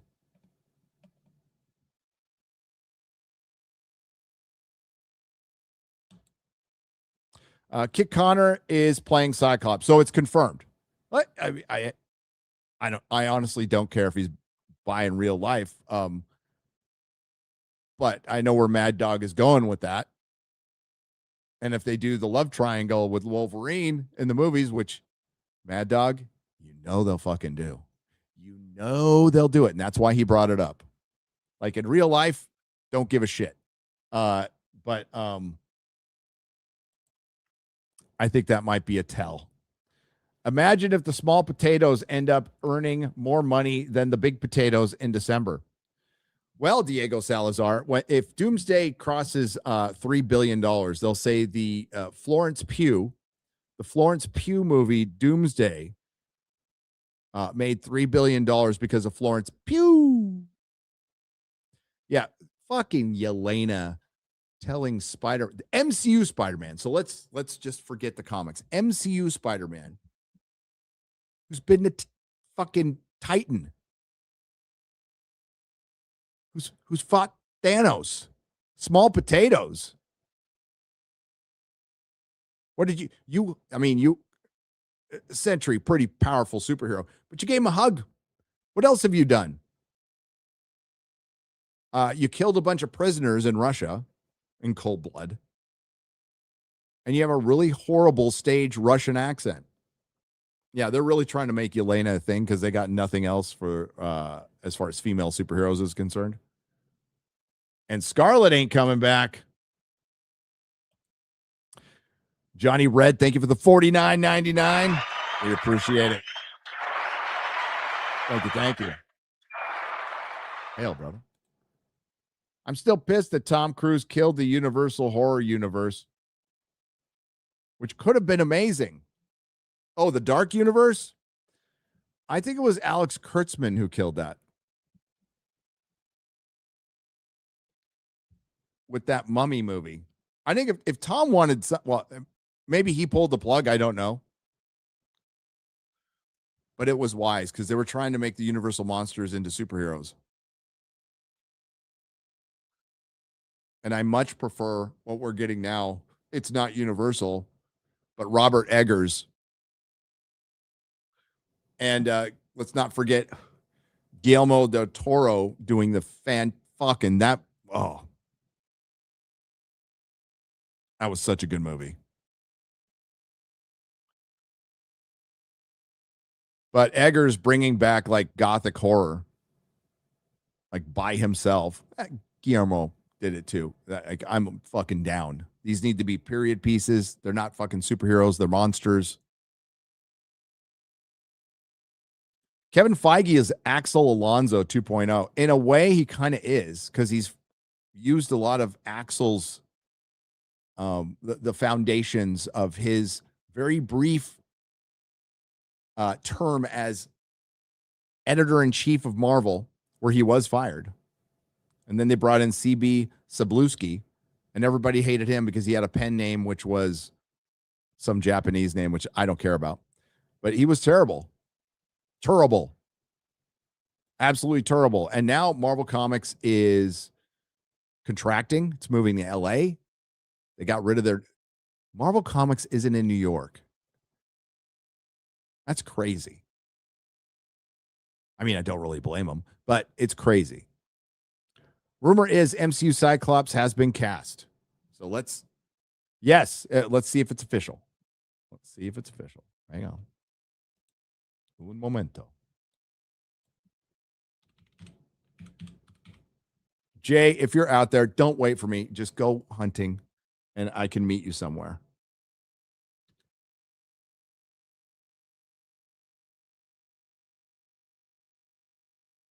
It's not official yet, but I mean, it's in deadline, so I think it's probably pretty close. I can't wait to meet everyone later. Hail the fellowship. Hail the 199. Can't wait to see you. 18 Ben here in Vegas. 6:30 p.m. Also, I hope I'm not the only one looking forward to Super Troopers 3 this weekend. And Gary, I hate the Avatar movies. Blue people telling us white people are evil colonizers to save the environment. Yes. Is Green Party fucking porn. Also, I hope I'm and from one of the richest dudes in Hollywood. Also, I hope I'm not the only one. I've read that. I'm reading it again. Super Troopers 3, I will see it. I love Broken Lizard. I think they should have done Beer Fest 2 instead, but there you go. Last time I was in Vegas, I saw Empire Strikes Back thanks to you. Strips Back thanks to you and Chris. Great and fun show. It is. If you're into that kind of thing, it is. Just watch out for the Emperor's ballsack. It's really huge. Set the controls for the Heart of the Sun. Oh, a little Pink Floyd there. There you go. Nice. Roger Waters, super popular right now in some circles. And David Gilmour hates his guts. On the road from Phoenix to Vegas. See you all tonight at the meetup. Hail the fellowship. I drove that road. Be careful. Zendaya definitely has many expressions. You just got to look at her. You just got to look past her scrawl look. Are you watching The Lioness season 3? Have you seen any of it? I have not seen any of it, and I don't think I will. It's not one of the Taylor Sheridan joints I'm really that interested in. But I like Dutton Ranch. In the name of all that is holy. Cancel Disney Plus. Shout out to Badger. The Home trilogy completely falls apart if his spider sense works correctly. They had to account for it in Far From Home and then undid it in No Way Home. Wrong. Yeah, the tingle.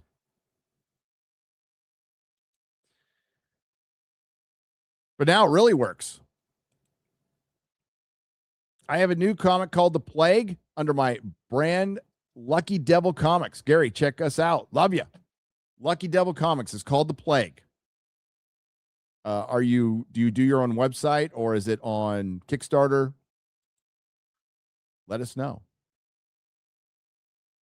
I know you're not reading modern Marvel anymore, but I recommend What If Kraven Survived Last Hunt, released last week by original writer J.M. I can never pronounce his name. DeMatteis? I always say DeMatteis. I've been saying that since I was a kid. I doubt that's how you say it. So it's good. All right. Thoughts on the recent Alan Ritchson interviews? Typical Hollywood meathead.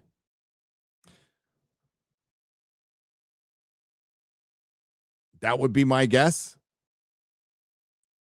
Really wants to, say what he needs to say to keep getting work. I'm sure he believes some of that too.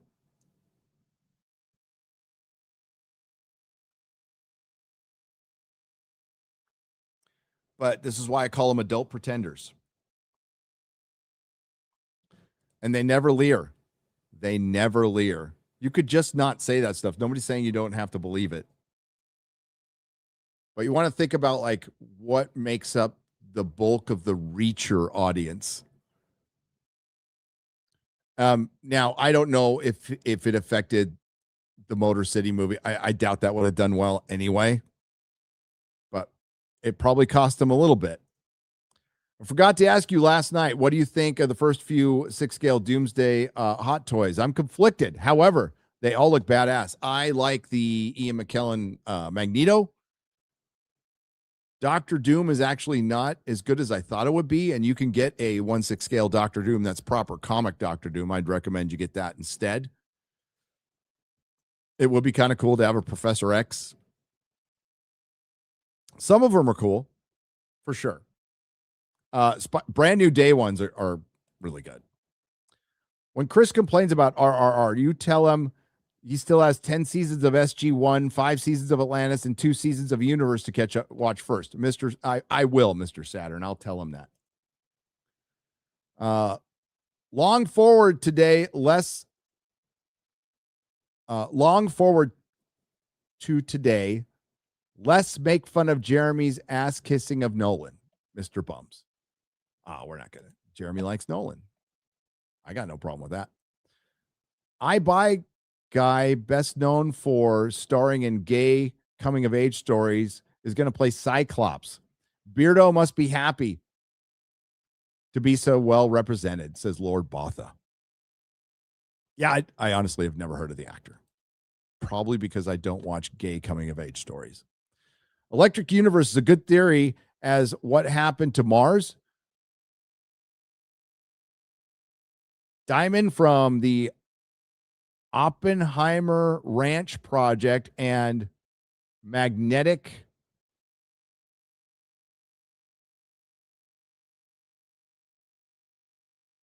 Magnetic Reversolinus, I probably pronounced that completely wrong, goes with Electric Universe for comets as well.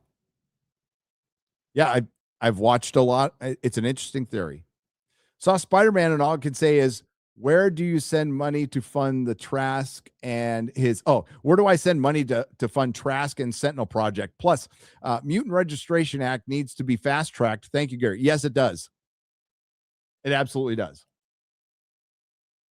Incursion equation proof. Incursion force equals mass of the object. 1 subtract mass of object. 2 divide by gravity object 1.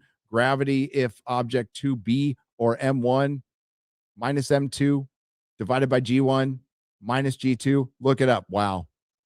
I'm gonna DEFCON, I'm gonna trust you on that one, brother. Gary, you keep saying we don't like what Marvel does at the end of Secret Wars, and I figured it out. As the last act of desperation, Doom turns the heroes into little baby soups, starring the baby MCU. Man, those Scotty Young baby Marvel covers, the variants, they sold like fucking, it was like printing money back in 2000, what, 12, 13? It was like fucking printing money. Newton law of universal gravitation, surface gravity equation, the formula, as you stated, it only works cleanly when the two objects have the same radius. Oh, there you go. I've been kicked out of 3 high schools. Your room is ready already? This is shenanigans, said Jim Reaper. I'm going to guess Fox's Kitty Pryde isn't coming back. Axel Foley, that's a good guess. 2 planets have the same radius, making my formula work. I'm with you. I just know that.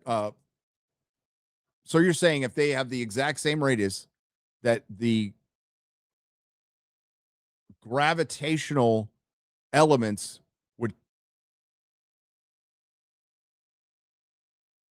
would balance each other out with like not, it's still a big ball next to another big ball. And big ball has gravity well, and the other big ball has a gravity well. Like the moon. I mean, the tides. There's moons that orbit giant planets that affect their surface, and sometimes there's a bulge if it's tidal locked. Yeah, so yeah.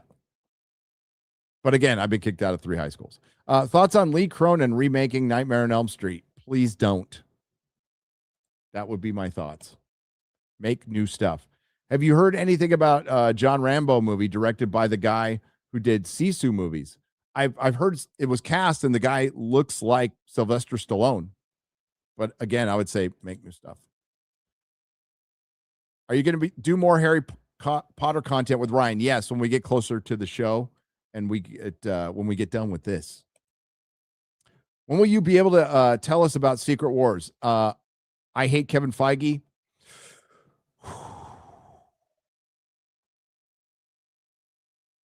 You guys mind waiting a second? I'll put on some music.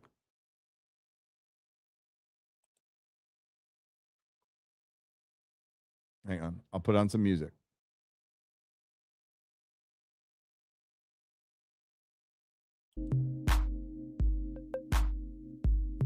I'll check.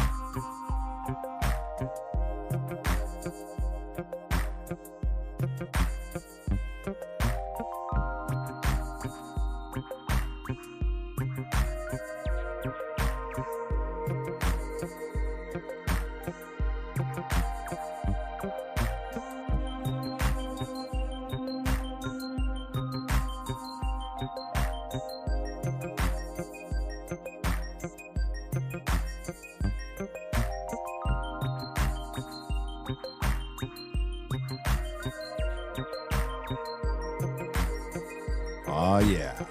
We're going to have a fade out. That was a bad fade out. All right. I can't tell you now.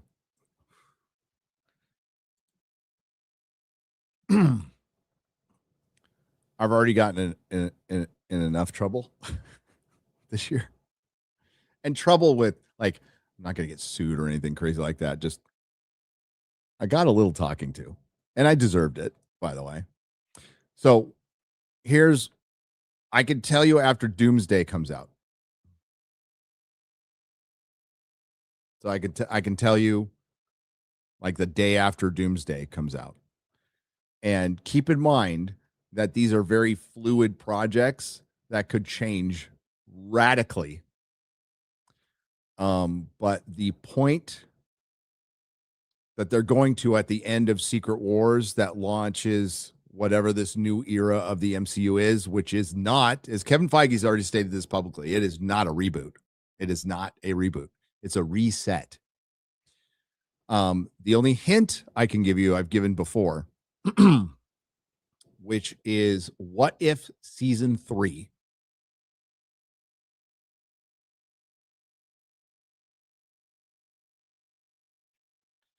which I am convinced excuse me, sorry. I don't want to DSP you. I'm convinced that they put in there as a setup. So what if season 3, there's something that happens in what if season 3 that's very similar to the end of Secret Wars. And that's all I can say. Sorry.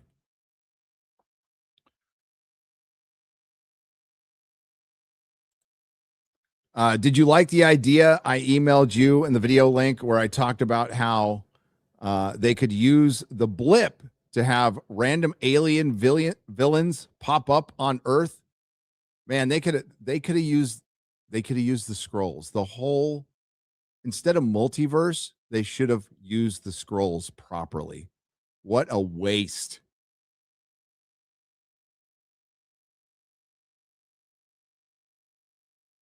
It could be kind of a invasion of the body snatchers. The scrolls could have been the next big bad leading into Galactus or Mephisto or somebody big again. But the thing is, after the big events, big galactic events where all the superheroes come together, you ground everything. You need to ground everything again. And I think that's also part of the success of Brand New Day is they're just grounding everything again. It's not multiverse bullshit. Hail Gary and the Fellowship. I saw a lot of I saw a lot of influence from MTU 100, which introduced mutant karma in Brand New Day. Anyone else feel that way?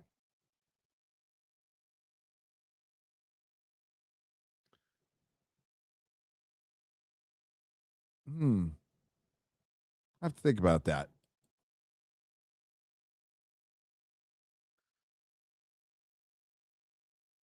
Mahler destroyed Spidey. I fell asleep. MJJG. He did.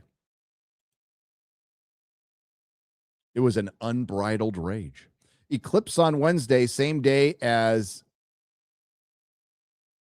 Peak proceeds. Eclipse like yesterday or this Wednesday? I did notice the moon was out during the day yesterday while I was driving. Are you going to see the new Looney Tunes movie? Maybe, out of curiosity. It doesn't look too bad. Gary, they don't think it be like it. They don't think it be like it is, but it do. And it did. And it did. Oh my God, they're still doing Project Hail Zendaya, Citizen Zendaya, back to Zendaya. But it do.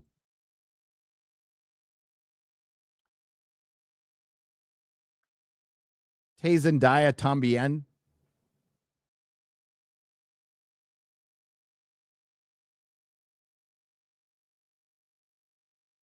Oh, the meteor shower. Okay. The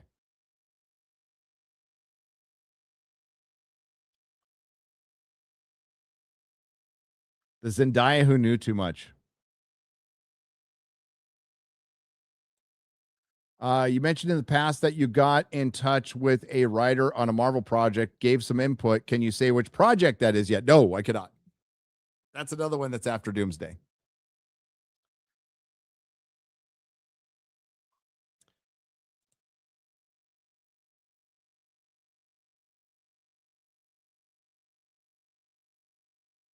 "101 Degrees of Zendaya."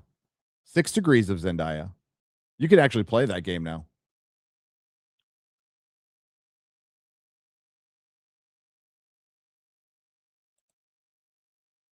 All right, everybody. I'm going to take off. I'm going to get prepared for the meetup. And hope to see some of you there. And we will be live on FNT at 1 p.m. Pacific. So it's Friday afternoon tights for me. Back to those days from the Podcaster Studios. Our boys from the Salty Nerd Podcast have put together quite a business. So we'll be live from there. And I will be live from there for House of the Dragon on Sunday. But in the meantime, I'm looking forward to hanging out with a bunch of you knuckleheads out there as a fellow knucklehead myself. And it's going to be tons of fun. Oh, we got one more. John Wayne. The last time I heard of Howard Stern was last year when people thought SiriusXM fired him. Then they come out to find he signed another 3-year extremely limited contract in a pathetic and desperate attempt to maintain relevance. I don't know why he even bothers. He's so rich he doesn't need to. But Howard Stern was one of the greatest disappointments ever. You know, man of the people. And all he wanted to be was in the club. He just wanted to be in the club. He was out there, the voice of the working man in New York. I listen to him all the time on my, parts delivery. And yeah, just a big disappointment. But yeah, he took a reduced contract. And why wouldn't aside from boomers like me, who listens to SiriusXM that much anymore? And I don't listen to it. I never did for Howard. Once he was off terrestrial radio, the danger was gone.